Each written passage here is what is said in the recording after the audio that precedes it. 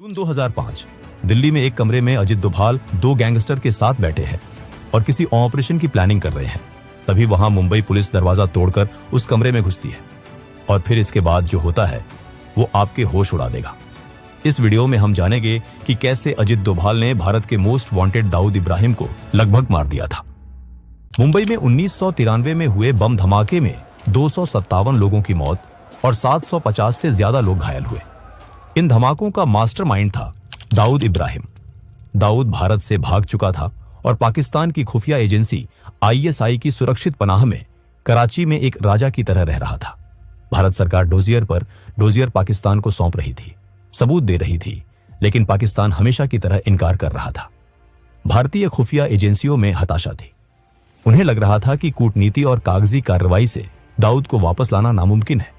और इसी हताशा और गुस्से के बीच एक आदमी था जो मानता था कि लोहे को लोहे से ही काटा जा सकता है। वो आदमी थे Ajit Doval, James bond of India. Ajit Doval उस समय इंटेलिजेंस ब्यूरो यानी आईबी के डायरेक्टर पद से रिटायर हो चुके थे, लेकिन जासूस कभी रिटायर नहीं होते। डोभाल साहब का करियर ही कुछ ऐसा रहा था कि वे लकीर के फकीर नहीं थे। 1988 में ऑपरेशन ब्लैक थंडर के दौरान रिक्शा वाला बनकर खुद मंदिर के पास घूमना हो, या मिजोरम में उग्रवादी नेता लालडेंगा के कमांडरों को अपनी बातों से ही तोड़कर भारत के पक्ष में करना हो, डोभाल ने हमेशा आउट ऑफ द बॉक्स सोचा। अजीत डोभाल काफी लंबे समय से दाऊद को पकड़ने के प्लान बना रहे थे। अपने सीक्रेट सर्विस के दौरान वो पाकिस्तान में काफी लंबे वक्त तक रहकर आए थे। उन्हें दाऊद के बारे में काफी कुछ पता था। कई बार उन्होंने दाऊद को पकड़ने के लिए प्लान बनाया, लेकिन होम मिनिस्ट्री से उन्हें अप्रूवल नहीं मिला, क्योंकि विदेशी जमीन पर जाकर ऑपरेशन करना सरकार को भारी पड़ सकता था। 2005 में रिटायरमेंट के बाद भी वे सिक्योरिटी सिस्टम में एक्टिव थे। उन्हें मालूम था कि दाऊद इब्राहिम पाकिस्तान में आईएसआई के किले में सुरक्षित है। वहां घुसना आसान नहीं है, लेकिन हर अपराधी, चाहे वो कितना भी बड़ा क्यों ना हो, कभी ना कभी एक गलती करता है। और दाऊद की कमजोरी थी उसका परिवार। तभी 2005 की गर्मियों में भारतीय खुफिया एजेंसियों के हाथ एक बहुत बड़ी जानकारी लगी। ये वो गोल्डन चांस था जिसका इंतजार 1993 से किया जा रहा था। खबर पक्की थी कि दाऊद इब्राहिम की बेटी माहरूख की शादी पाकिस्तान के पूर्व क्रिकेट कप्तान जावेद मियांदाद के बेटे जुनैद से तय हो गई है। शादी मक्का में होने वाला था, लेकिन असली खेल दुबई में होने वाला था। 23 जुलाई 2005 को दुबई के आलिशान ग्रैंड हयात होटल में रिसेप्शन रखा गया था। खुफिया इनपुट ये कह रहे थे कि दाऊद, जो अपनी बेटी से बेहद प्यार करता है, इस शादी में शामिल होने के लिए अपने बिल से बाहर जरूर निकलेगा। दुनिया की नजरों में वो एक भगोड़ा था, लेकिन अंडरवर्ल्ड में अपनी साख बनाए रखने के लिए उसे वहां मौजूद रहना ही था।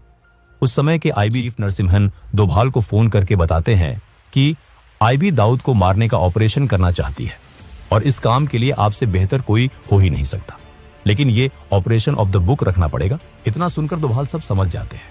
अब समस्या ये थी कि दुबई में भारत सीधे तौर पर कोई मिलिट्री ऑपरेशन नहीं कर सकता था। अगर भारतीय कमांडो वहां पकड़े जाते तो ये अंतर्राष्ट्रीय स्तर पर भारत के लिए बहुत शर्मिंदगी की बात होती। यहीं पर अजीत डोभाल की रणनीतिक सोच काम आई।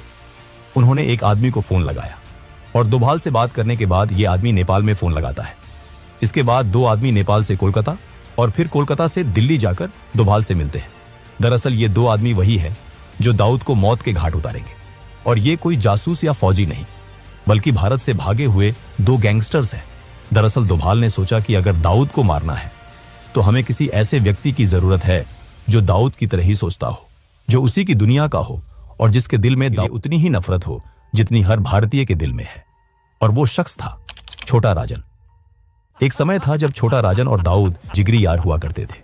मुंबई पर दोनों का राज था, लेकिन 1993 के बम धमाकों ने इस दोस्ती में दरार डाल दी। राजन का कहना था कि वो देशद्रोही काम में साथ नहीं देगा। वो दाऊद से अलग हो गया और खुद को देशभक्त डॉन कहने लगा। दाऊद ने इसे गद्दारी माना और राजन के खून का प्यासा हो गया। साल 2000 में बैंकॉक में दाऊद के शूटरों ने राजन पर जानलेवा हमला किया था। पिज्जा डिलीवरी बॉय बनकर आए शूटरों ने हॉस्पिटल में एडमिट राजन को गोलियों से छलनी कर दिया था, लेकिन राजन किसी तरह खिड़की से कूदकर भाग निकला। उस दिन के बाद से राजन सिर्फ एक ही मकसद के लिए जी रहा था, दाऊद की मौत। डोभाल जानते थे कि दुश्मन का दुश्मन दोस्त होता है। प्लान तैयार किया गया।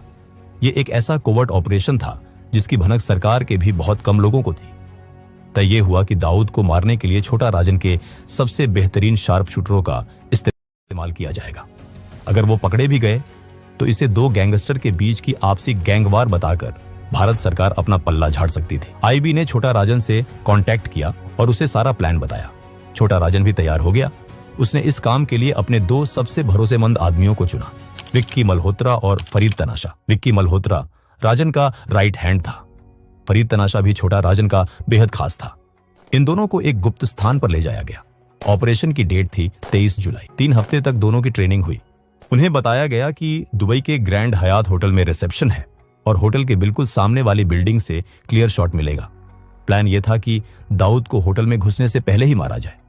उन्हें होटल का नक्शा बताया जाता है और भागने के रास्ते कौन से हैं। स्नाइपर की ट्रेनिंग दी जाती है। उन्हें बेहतरीन हथियार और दुबई के फर्जी पासपोर्ट मुहैया कराए गए। सब कुछ एक हॉलीवुड मूवी की स्क्रिप्ट जैसा चल रहा था। तैयारी पूरी थी। तारीख नजदीक आ रही थी। यह ऑपरेशन का आखिरी चरण था।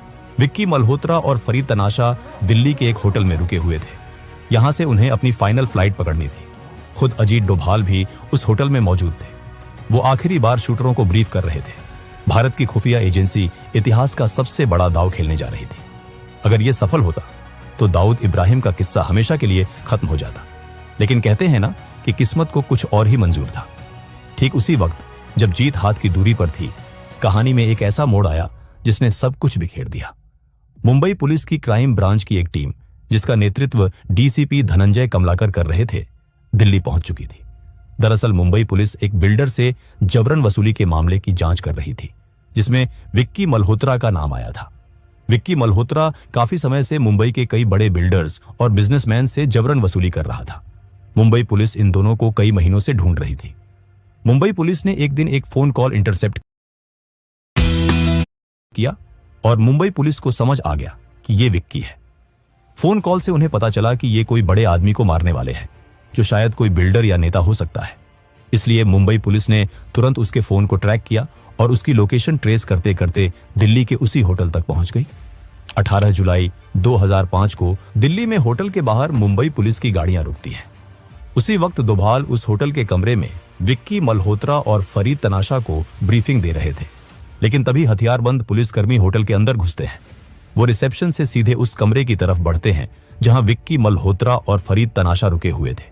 जैसे ही पुलिस ने दरवाजा तोड़ा, अंदर का नजारा देखकर वो भी हैरान रह गए होंगे। एक तरफ देश की खुफिया एजेंसी का पूर्व प्रमुख जो एक गुप्त मिशन चला रहा था, और दूसरी तरफ देश की ही पुलिस जो एक अपराधी को पकड़ने आई थी। डोभाल समझ जाते हैं कुछ तो गड़बड़ है। इसके बाद एक तीखी बहस हुई। दरअसल डोभाल उस वक्त उतना फेमस नहीं थे जितने आज हैं, इसलिए मुंबई पुलिस उन्हें पहचान नहीं पाया।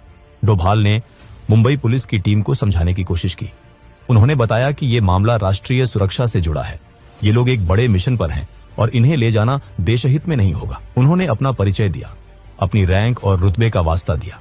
लेकिन मुंबई पुलिस के अधिकारी अपनी ड्यूटी पर अड़े रहे। उनके लिए विक्की मल्होत्रा एक वांटेड क्रिमिनल था, जिस पर हत्या और वसूली के दर्जनों केस थे। उनके पास वारंट था और वो कानून का पालन कर रहे थे। डोभाल ने उन्हें अपने सीनियर से बात कराने के लिए कहा। इसके बाद डोभाल कमिश्नर मीरा बोरवणकर से फोन पर बात की।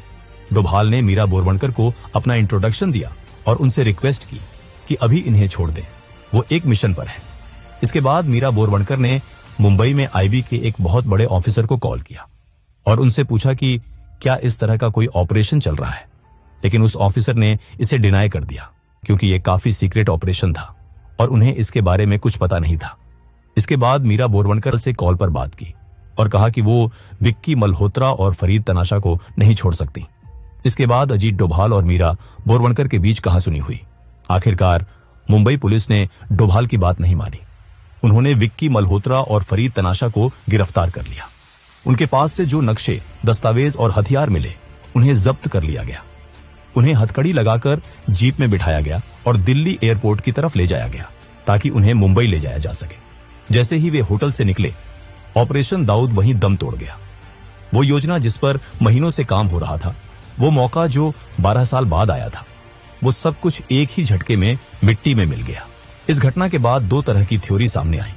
पहली थ्योरी कमिश्नर मीरा बोरवणकर देती है, वो ये है कि उन्हें सच में इस ऑपरेशन की कोई जानकारी नहीं थी, लेकिन पूर्व गृह सचिव आर.के. सिंह ने एक इंटरव्यू में बम फोड़ दिया। उन्होंने कहा कि मुंबई पुलिस के कुछ अधिकारी ये एक बहुत बड़ा आरोप था कि भारत की खाकी वर्दी में छिपे गद्दारों ने भारत के सबसे बड़े दुश्मन को बचा लिया। वही अजीत डोभाल से जब इस बारे में पूछा गया कि क्या ऐसा कुछ ऑपरेशन हुआ था, तो उन्होंने साफ इनकार कर दिया। उन्होंने कहा, मैं तो उस दिन अपने घर पर फुटबॉल मैच देख रहा था। खैर, सच्चाई चाहे जो भी हो, गलती हो या गद्दारी, परिणाम एक ही था। 23 जुलाई 2005 की शाम दुबई के ग्रैंड हयात में रिसेप्शन हुआ। मेहमान आए, दावत हुई। दाऊद वहां आया था, लेकिन बहुत ही गुप्त तरीके से। वो जिंदा था, सुरक्षित था। भारत का ऑपरेशन फेल हो चुका था। इस घटना के बाद विक्की मल्होत्रा और फरीद तनाशा को जेल जाना पड़ा। कुछ साल बाद वो जमानत पर बाहर आए, लेकिन फरीद तनाशा की किस्मत खराब थी। 2010 में जब वो अपने घर में था, तो छोटा राजन के ही एक विरोधी गुट ने घर में घुसकर उसकी हत्या कर दी। विक्की मल्होत्रा आज भी अंडरवर्ल्ड की दुनिया में कहीं गायब है। छोटा राजन, जो उस समय दाऊद से बदला लेने के लिए तड़प रहा था, बाद में खुद शिकार बन गया। दाऊद के लोग उसे ढूंढते रहे। आखिरकार 2015 में जब केंद्र में सरकार बदल चुकी थी और अजीत डोभाल राष्ट्रीय सुरक्षा सलाहकार बन चुके थे, तब छोटा राजन को इंडोनेशिया के बाली से गिरफ्तार करके भारत लाया गया। कई लोग मानते हैं कि यह गिरफ्तारी कम और रेस्क्यू ऑपरेशन ज्यादा था, ताकि राजन को दाऊद के कहर से बचाकर भारतीय जेल की सुरक्षा में रखा जा सके। इसके बाद 2013 में भी रॉ ने एक अटेम्प्ट किया था दाऊद को मारने के लिए। 9 अननोन गनमैन को भारत से पाकिस्तान भेजा गया था। इस कोवर्ट ऑपरेशन का नाम था सुपर बॉयज। ये सुपर बॉयज पाकिस्तान पहुंचकर सारी प्लानिंग करने के बाद एक दरगाह के पास उसे मारने का प्लान बना लिया था। लेकिन लास्ट मोमेंट पर दिल्ली से एक कॉल आता है और उसके बाद इस मिशन को अबॉर्ट किया जाता है। इसके बाद सुपर बॉयज भारत लौट आते हैं। आज भी दाऊद इब्राहिम कराची के किसी इलाके में कहीं बैठा होगा। शायद वो बूढ़ा हो चुका है, लेकिन वो अभी भी भारत के न्याय से दूर है।